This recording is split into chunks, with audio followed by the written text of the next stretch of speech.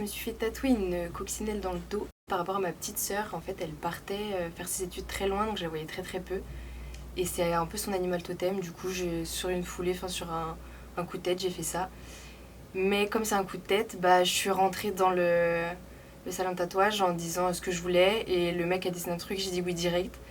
Et au final, c'est pas vraiment ce que Une je voulais. hirondelle que j'ai fait quand j'avais 18 ans. Une copine est allée se faire un tatouage et je l'ai accompagnée. Enfin, c'était ma meilleure amie.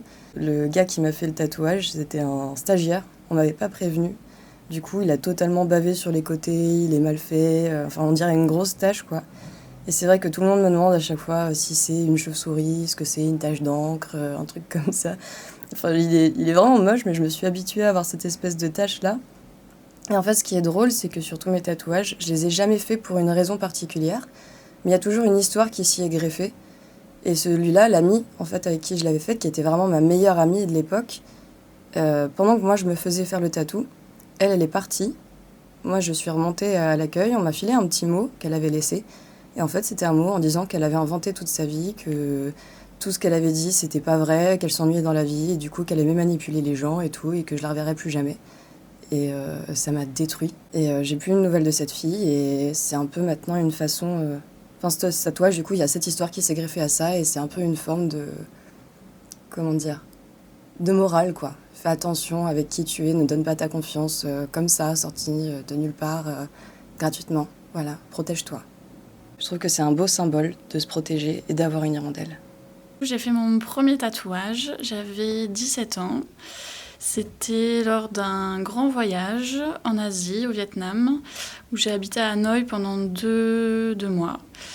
Et c'était pas du tout prévu, je me suis jamais demandé dans ma jeunesse si je voulais un tatouage. Et c'est venu un peu comme ça, donc je me suis fait confiance. Pour moi, ça n'a pas spécialement une signification, c'est plutôt finalement un bijou. C'est ma manière à moi de me décorer, de m'embellir, d'accepter aussi mon corps. Moi, j'ai toujours voulu être tatouée. Je pense depuis que j'ai 16 ans, je savais que ça ferait partie de moi. Mais je me suis toujours dit, ça me prendra le temps qu'il faut parce que je veux un tatouage qui me ressemble et qui est unique.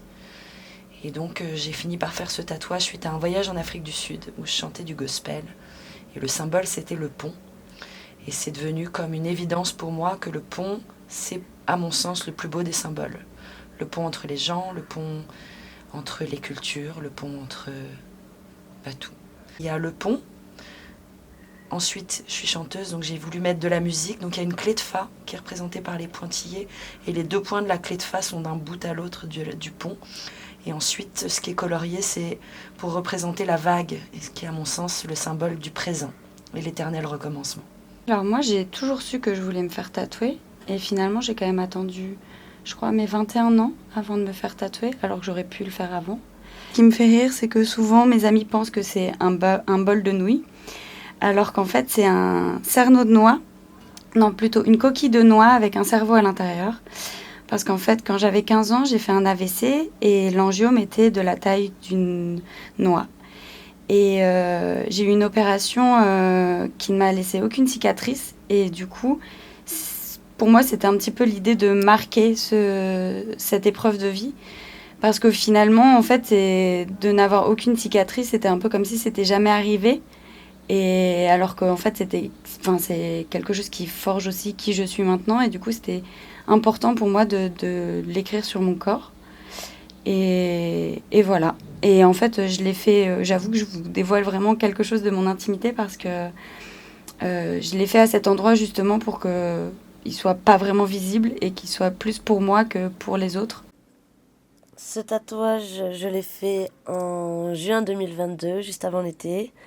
Une amie commençait le tatouage et c'était son 5e ou 6e tatouage, je crois. Et en fait, ça m'a motivée. Ça faisait des années que je voulais me faire tatouer, mais je savais pas trop quoi. Et d'ailleurs, je savais toujours pas jusqu'à le faire, parce que du coup, j'ai choisi d'écrire T'inquiète. C'est un peu un mot...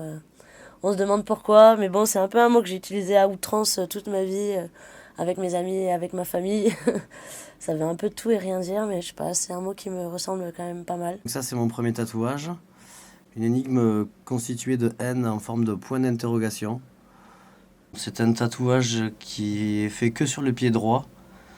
Et il y a 8 personnes à peu près qui avaient ce tatouage quand moi je l'ai fait. C'est toujours le même motif qui est mis sur les personnes qui adhèrent au concept.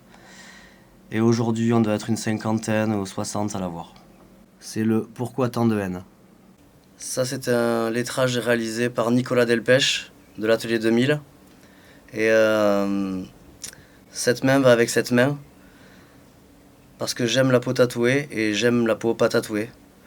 Du coup, ben là, j'ai rien et là, j'aurai toujours rien. Ça raconte ce que j'ai dans le cœur, ce que j'ai vécu. Quand je les touche, je peux sentir encore qu'ils sont là. Il y a encore l'encre qui est bien présente, c'est un peu bombé. Et ouais, mon corps est devenu mon journal intime. Quand il se passe quelque chose, je le marque.